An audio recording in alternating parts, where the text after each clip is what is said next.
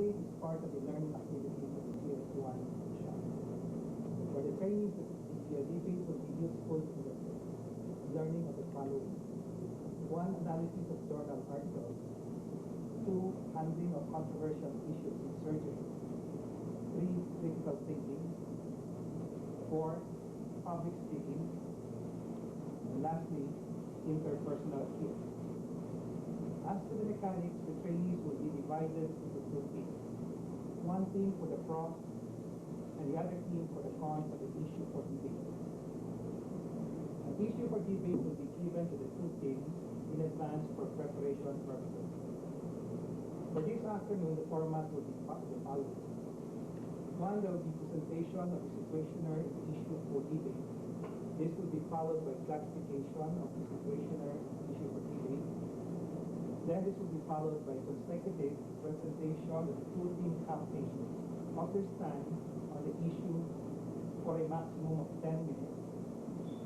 Then this will be followed by consecutive rebuttal by the opposing assistant team captain for a maximum of 5 minutes each. Then this will be followed by consecutive rebuttal by the rest of the members of the opposing team for a maximum of 3 minutes each. Then there will be reactions from the resource person, followed by an open forum. But before we proceed to the debate proper, let me introduce to you the members of the two teams, as well as our invited resource persons this afternoon. The team A is represented by Dr. Aisel Catalan. Please stand up to be recognized. He is a senior resident, and he will act as the team captain of Team A. Dr. Ricky Quintos is a 4th-year surgical resident, and he will serve as the assistant team captain.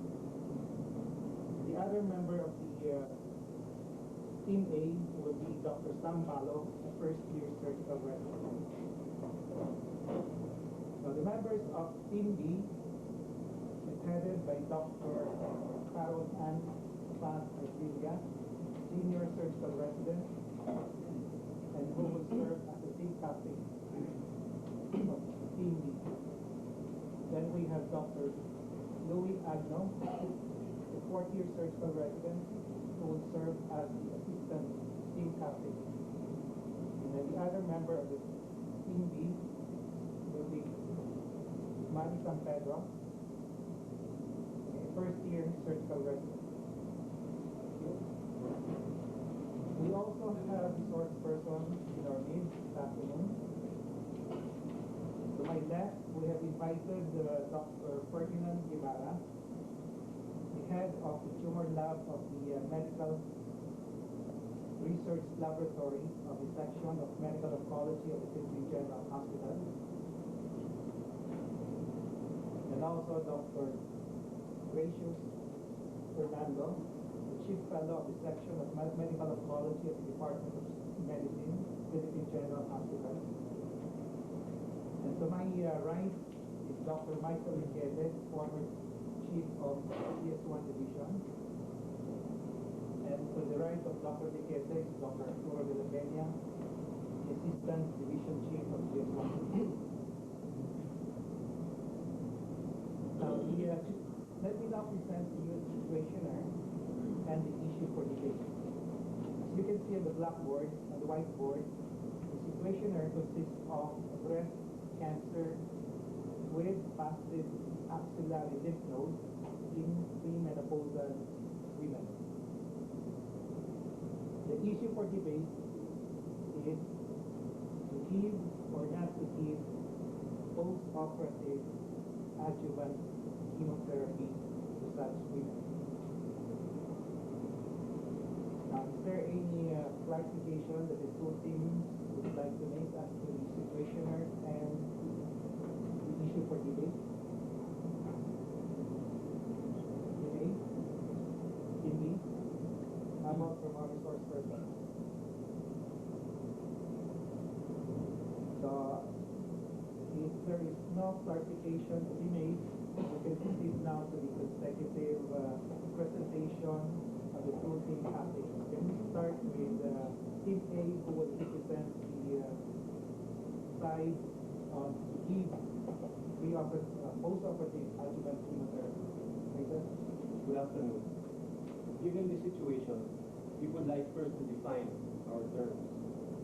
Premenopausal in this case are women less than 50 years of age, as defined by NSABP. Node positive means that this patient should be at least stage 2.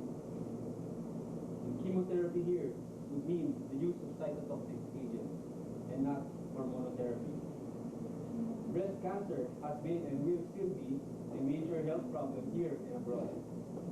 Based on the 1993 Philippine Cancer Pact, it is ranked second for both sexes and number 1 for women. The natural history is such that if not treated, the median survival is only 2.7 years. The management of breast cancer is dependent on the stage of the disease. Local therapy using surgery and/or irradiation is curative for early breast cancer. For a tumor to have metastatic potential, it should be at least 0.5 centimeters in diameter, or roughly equivalent to 27 doubling time. This would mean stage 2 disease. At the least, therefore, at that stage, it is a systemic disease. Systemic spread cannot be controlled by surgery or irradiation alone. You have to use cytotoxic drugs, which are the systemic agents. This fact is emphasized by our patients with node positive. The most important prognostic correlate for recurrent disease and survival is the nodal status. Recurrence discussed here usually happens distantly in 60 to 70% of patients. In terms of survival, according to NSABP, we are talking about 5-year survivals of 35% in node positive versus 82% in node negative patients. So to recapitulate, the premenopausal node positive patient with breast CA has a systemic disease, which requires systemic treatment. Schwartz in 1994 mentioned that as a basic text emphasized that if there is lymphatic involvement, then adjuvant chemotherapy should be considered. We have now discussed the rationale for giving chemotherapy. Will it be of any benefit? Again, with the same text of Schwartz mentioned that analysis of collected data from 15,000 cases confirmed highly significant reduction by annual rates both for recurrence and for death using 3 factors. One of them is the use of polychemotherapy. A second study to support the statement is that NSABP data show that there is a 30 to 40% proportional reduction in risk achieved with chemotherapy for middle-aged patients. A third study supporting the statement of the benefit of chemotherapy is by Cardone, who reviewed Milan study that there are very positive benefits for chemotherapy in premenopausal patients. On 3 accounts, this proves our statement. What about for advanced breast CA?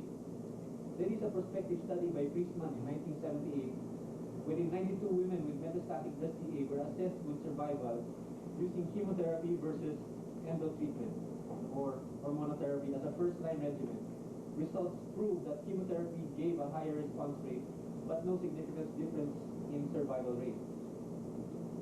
We might go to the extent that chemotherapy can affect survival. Henderson and Gelman in 1987 with analysis of trials indicate a possible gain in median survival of node-positive patients of approximately 3.5 years. This is benefit of significance. To the epidemiologists, probably not, because it would mean a reduction of about 0.5 per 100,000 population in annual mortality rate. But to the patients who consult you for treatment, maybe it is so. Let us say that cure is still not possible and survival difference debatable. There is still the quality of life to consider, actual or perceived.